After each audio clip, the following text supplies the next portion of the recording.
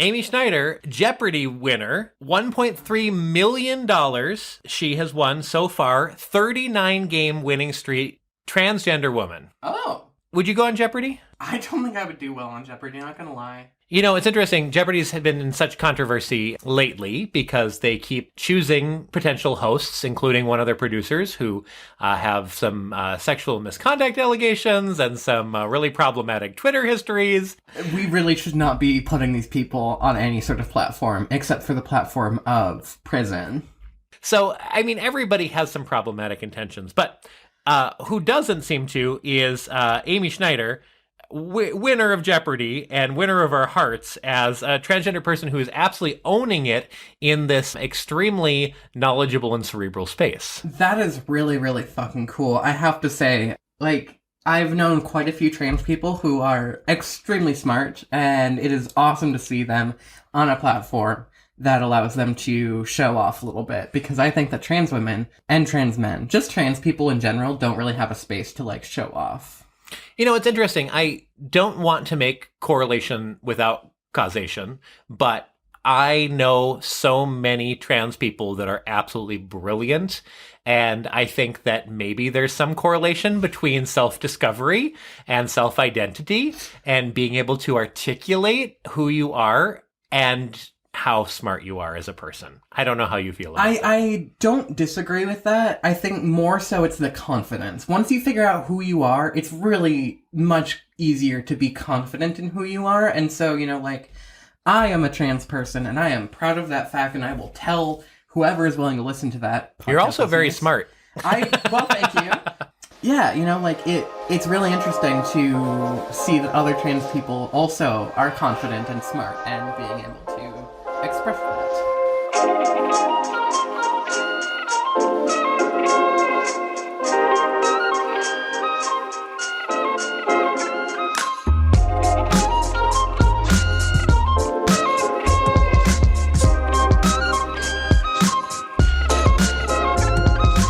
Hi, I'm Anna, a transgender person. And I'm Cam, your dad. And this is The Transgender, a podcast chronicling my transition. And a cisgender man learning to support it. So, speaking of showing off and being a bomb-ass bitch, Lia Thomas is the hotbed of news media recently. She is a trans swimmer who has been making waves, thank you, in the NCAA swimming categories. So she's been breaking records and everything, and a lot of people have had problematic takes about this. For example, Michael Phelps himself has correlated her, this trans woman, breaking records to doping, and has said that sports need to get back onto an even playing field. Well, he said that he has never competed on an even playing field before. And I want to pause and say, this man is built like some kind of mer person with webbed fingers. Michael Phelps is built like a human swimming machine. So to think that he's never competed in a fair field before is solely because of him, I imagine. I mean, he's accusing every competition that he's been in as a potential doping scandal. And No, not even as a potential one. He's flat out said that every competition he's ever competed in has had somebody who's doped. Which I'm like, dude, you are a how many Olympic gold medalist now? Like, you can't say that. The most awarded swimmer in history. Yeah, so, like... And so his take on this trans woman who's just trying to fucking swim really bothers me. And I've been sitting on this for about a week or so now, just kind of reading more into it. There's no good takes on this. I have not found a single good take. Have you? Well, let's look a little bit. Maybe let's talk about the science for a second. Or I shouldn't even say the science. Let's talk about the policy for a second. So the NCAA requires that if you are going to be a trans person competing in your gender, you need to have been on suppression hormones for at least a year that has you at a level that is comparable or within range of other people of that gender. Now, unfortunately, that science is extremely not specific and not scientific enough to be able to clear the hurdle that they're trying to put for you, but that's the standard they're trying to put forth. Well, it's also quite problematic because and I'm speaking on the trans level here, like, we don't have any control over what our bodies are doing. We can take steps to try and manipulate what they're doing, such as taking medical procedures or anything, but I'm sorry, anybody who identifies as a gender should be able to compete in sports for that gender. Well, what if you were assigned female at birth and you show high levels of testosterone because you naturally show high levels of testosterone? Exactly. No, the transphobes always point to athletes who look like they might be trans women and are actually just cis women with a lot of testosterone or a lot of secondary sex characteristics that align more with a masculine person. And so, like, science and sports science in particular, when it comes to gender, is really complicated. Crazy. It's almost like gender's complicated or something. One thing I want to point back to is this has been a part of media conversation since the 1975, or even well before that. But I think people think about Renee Richards as an example of where the media frenzy behind this has become the problematic part more than anything else. I don't want things to happen behind closed doors, but I also think that media frenzy can cause this backlash to any productive conversation about how we can do this well in sports. So what this led to is the USTA tennis introducing the bar body test, which said that you would have to compete under a person's sex chromosomes. And that ended up meaning that Richards refused to take that test and was banned from doing the US Open. That led to a New York Supreme Court case where they looked at the bar body test and decided that using that as the sole determinant of sex was grossly unfair and ruled that Richards was legally female, which means that she was able to compete in the 1977 US Open. Like, that's the biggest thing, and especially with, like, things that are going based off of sex chromosomes, is that nothing is as simple as X and Y, or XX, because chromosomes don't work like that. They are strings of DNA that are laid out into a way that is easier to read for people, but things happen to DNA all the time.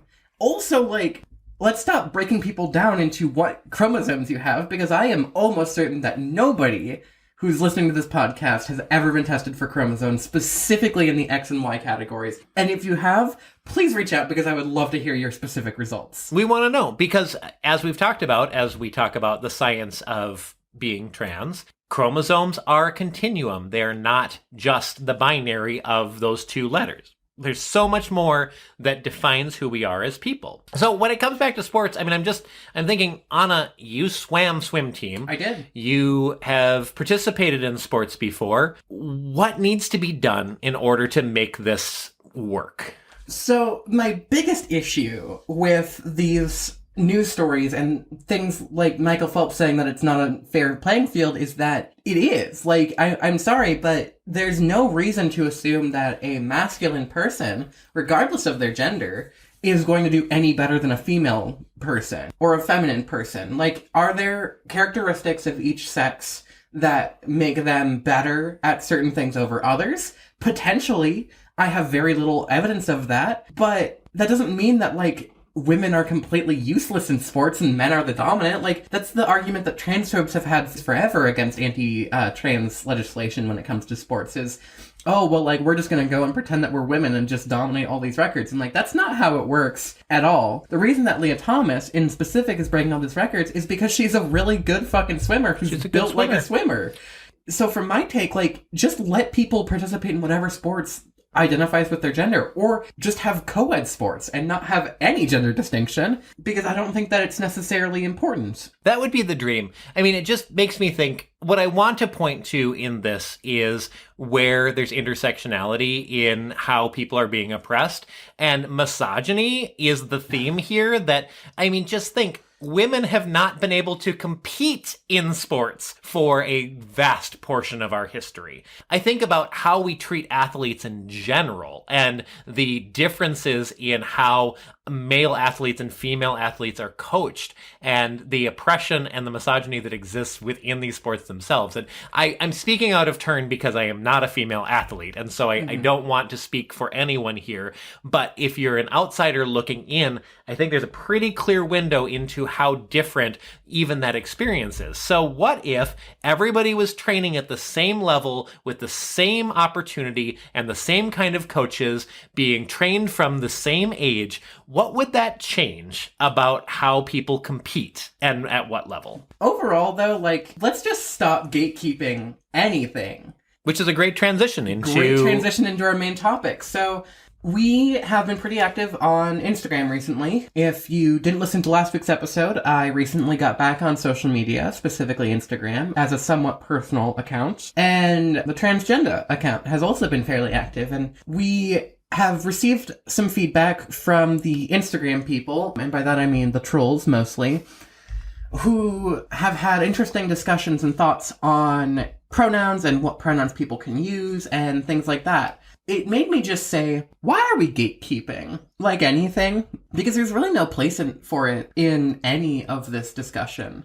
I think there are a couple of ways that I've seen gatekeeping. I mean, I've been managing our social media accounts for a little while now. I think the most interesting place that I see the worst of humanity is on Twitter, and I'm sure many of you can attest to what a cesspool that website. Twitter is just a cesspool. What it can be. And so the gatekeeping that occurs there is largely, you should not be a trans person in this reality, let alone be an openly trans person on social media.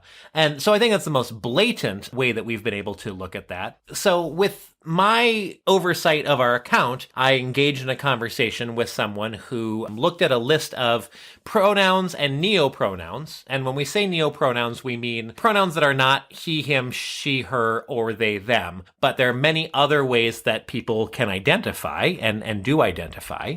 For example, my pronouns of fey, fair. And that was exactly the issue that I wanted to address, because someone on this post had said, not fey, fair. Yeah, which specifically they said not fey, fair for anybody who wasn't Wiccan, which I find really interesting, because as a witch, an actively practicing transgender witch who uses fey, fair pronouns, I'm not going to stop anybody from using fey, fair pronouns or any sort of fey pronouns, because, well, the fey are important to specific witch, pagan, and Irish cultures. Nobody is going out and worshipping the Fae specifically to a point where it might become offensive to take on their name. Especially not the Fae, in which that is what they request us to call them, as opposed to their names, which in traditional media is fairy. So there's like a lot of dichotomy there, especially for me, a transgender witch, struggling with like, but why is this your take? Well, so I want to dig into why this is the take, and I'm going to do this without a lot of very clear research. I've done my best here in order to try to dig into this, but as I've had this conversation about specifically fey-fair pronouns and the background for that, read about some evidence that fey-fair pronouns being vilified came from a sect of anti-trans pagans who wanted to use that as an opportunity to say, if you're trans, you're not welcome in the pagan community, which for all of our experience with the pagan and Wiccan community is so far against the welcomingness of that community and the openness to ideas and sexuality and gender needs to be part of that conversation, and it's bizarre to me to see that not be the case. If we are talking specifically about the term pagan, it is referring to any religion that came about or that is practiced during the time that the Abrahamic religions were coming about. That is the literal definition of the term. And so the fact that transphobic pagans are like, oh, well, we're not accepting of that is like, that goes against everything that even the term pagan means. And not to say that, if you practice witchcraft or anything, you are a pagan. For example, I don't necessarily identify as that, but it is still, like, the terminology and the phrasing is applicable. Pagan tends to be used as the overarching term for any kind of witchy religion. So, yes, Wiccan being the most common practice that people use. I don't want to digress too far into that, except for to say that, let's take paganism and Wiccan out of this. Let's say fey-fair is an extremely cultural sensitive issue for people in Ireland. Let's just say that that's a reality, which from all evidence, I don't believe is the case. That there are people from Ireland who think that using fey-fair pronouns is cultural appropriation of fairy worship? I mean, it's hard for me to even say. But the case has been made of where is that line of cultural appropriation when we're talking about how we self-identify. And like everything that anybody says, where's the line? It's somewhere. There is a line somewhere. You know, you're not going to be like, oh, well, you know, I may identify as Faith Fair today, but tomorrow I'm going to identify as the one being, just the entire universe. I've never met a person who identifies as that, and if you do, I'd love to have a conversation with you. But, like, there's a line somewhere that is, I've never met a fairy worshiper. It's a struggle for me to say it's problematic in any way, because I accept people for whatever pronouns they want to use, even if those pronouns, in my eyes, might be problematic. And so, you know, that's a conversation that needs to happen. And that's kind of my biggest point that I wanted to bring up in this topic is it's always a conversation. There's a line somewhere, and although that line might not be where you think it is, gatekeepers, there needs to be a conversation about that. So explain to me why you might use this pronoun or something. And it doesn't need to be a conversation of like, well, I'm not going to let you use this unless you defend yourself. Like, no, in my view, it's, hey, I just want to know more, you know? Can you explain to me why you feel this way? Like, why choose that pronoun over this one? And for me, like, just kind of talking about myself, I've never felt comfortable with they, them pronouns. Those are not my pronouns. And it could be as simple as that. But sometimes there might be something more, like, you know, say you are Christian and your pronouns are God. It sounds like there's some cognitive dissonance there if you decide to go that route. Let's kind of talk about that a little bit more. Are your pronouns actually God, or do you feel like you're a God? And so there's like a little bit of dichotomy there. And not to say that anybody's pronouns are invalid there. It's just something that I want to know more about and kind of understand where they're coming from. Well, and so this is the answer to how do we handle gatekeeping, because gatekeeping can be either immediate invalidation of how someone identifies or the beginning of a conversation of, I feel like my culture is being appropriated, and so I would like to have a discussion about that, which is a far different approach than so many people in social media, because everything in social media is so binary and black and white and just two people screaming into the void until they get so tired of doing that they stop doing it. Like, I have very few productive conversations on social media. And this particular conversation was me engaging with our account with two different people, one of whom gave up when I said, hey, of our duo, one of us is pagan, in response to her saying, you can't say anything about this unless you're pagan. And I was like, okay, well, yeah, one of us is. Here's the answer to that. But then the flip side of that was another person saying, no, cultural appropriation is absolutely the worst offense you can have, and the fact that you think that your identity is more important than protecting someone's cultural identity is essentially criminal. To which I'm the one who gave up on that, because I'm like, you know what? I actually don't have a very good response to that. And I think it's far more nuanced than that argument, and I don't have a way to express that. And I don't necessarily disagree with that take either. Like, there's some genuine, valid concerns and topics to discuss in there. But as I always say, it's always a conversation. Nothing just stops at an answer. There's no straight, pardon my language, queers, answers. Just like, there's so much that is nuanced here, and I understand where this person is coming from in that cultural appropriation really is not okay, but neither is stopping somebody from identifying as what they are. I mean, if my pronouns were fuckery, how would we address that? And again, this is the challenging part about it, because what we want to do is validate people and create euphoric situations that help people feel better in their skin.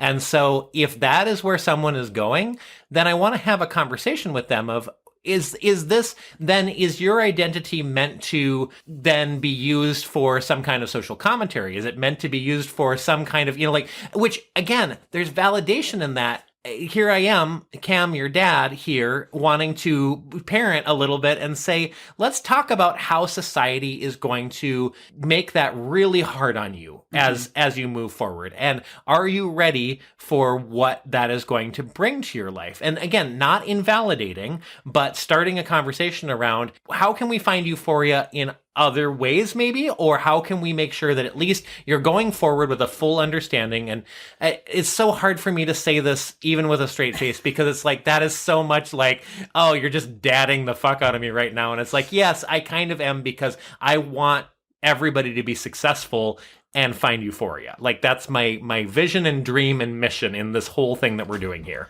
Playing off of that thought, I also don't want anybody who uses any of the pronouns that we've mentioned or anything like that to feel offended or like they need to defend themselves, because that's not at all my intention either. I don't want any trans person to ever have a conversation or defend themselves for something that they don't feel like they don't need to. Because in our podcast is a safe space for all identities, for all people. What I want to do is have a genuine conversation with anybody who's ready and identifies as that. Because it would help me understand and be able to support those people. And not to say that they don't already have my full support, but I want to better understand those identities, because I don't share that identity. It's like how we have guest hosts on, and, AJ was able to talk a lot about non-binary topics, something that I know a little bit about because I am, but not nearly as much as they are who identify as non-binary. So, and as usual, if there's something about what we've just said that you have an opinion on or can provide some guidance on,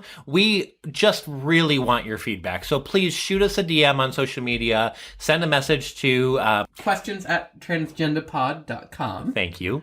And that helps us get a deeper understanding on these topics. Honestly, and I don't ever want anybody to think that you or I, my dad, are ever experts in anything that we're talking about, because I've not done clinical research on any of the topics that we've discussed. I am simply going off of my own experiences and my own knowledge, which I hope is enough, but, I don't always get things right. And so I want to know from people who are also living these experiences. So at this point in the episode, we like to talk about euphoria and the things that make us happy. And I just have a really brief one, and then I'd love to know if you have any euphoria this week. But, in our last episode, I talked about being pan-romantic without really a lot of understanding of what that meant for my identity, just sort of talking it through live with my daughter and, a number of listeners that hear our podcast.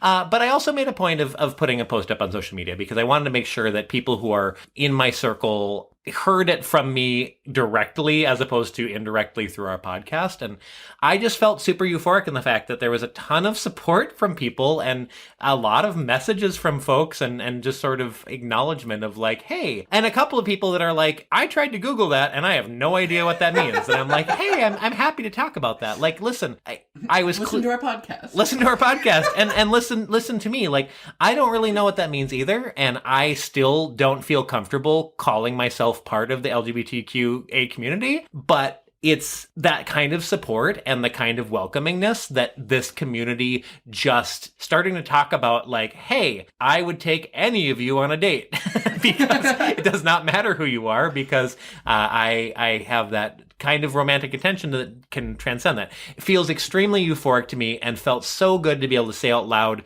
to somebody who I know supports me wholeheartedly. And so I just want to say thank you to Anna, and thank you to all for all your support. And thank you to my wonderful friend who I had that initial conversation with, where I said, hey, here's a thing, and felt supported in that. I will also just like to say on air, I am so goddamn proud of you, my father, in so many things. It's been almost a month since we've caught up, not on our podcast, and just so many things are going well, and I am so proud of you as a human and also as my dad. And so just congratulations, and I'm glad that you're feeling accepted and euphoric.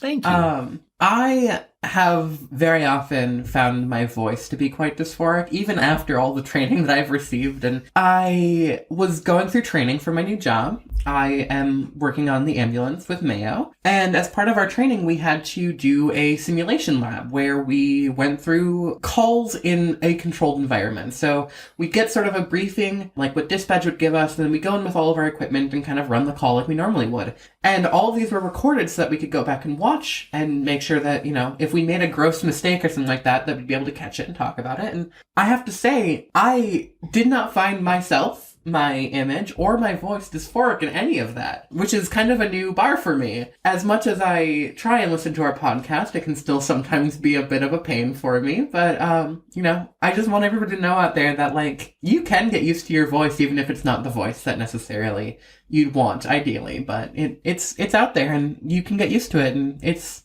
something that maybe you can accept in yourself eventually. P.S. I don't know if podcasts have postscript. My dad and I have been staring at each other this entire episode, and it's been really fucking awkward. Making eye contact while we are talking about these topics. I am so glad we didn't talk about sex tonight, or else this would have been a much harder episode to record. Like, it was so hard to keep a straight face for some of the topics, just looking over and seeing you staring at my face. It's just really nice to have you in my presence, though, so yeah, we'll good to hang out again. If you have questions about transitioning or supporting someone who's transitioning, and you'd like to talk about it on the show, please shoot an email to questions@transgendapod.com. Be sure to check out our episode description for links to resources on today's topics. And thanks for listening. I've been Cam. I've been Anna. And this has been The Transgenda. Love you all, except the bigots. And Michael Phelps.